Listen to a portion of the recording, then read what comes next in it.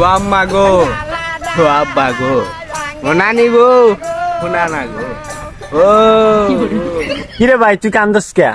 সুখে কান্দি সুখে। সুখে আবার কেউ কান্দে নাকি? আমি কান্দি তোর সমস্যা?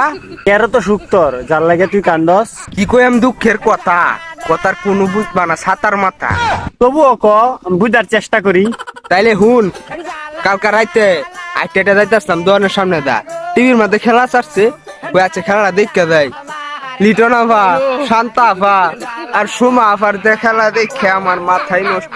এত সুন্দর খেলা, এ সুখে আমি কান্তাছি। কি কস তাই নাকি?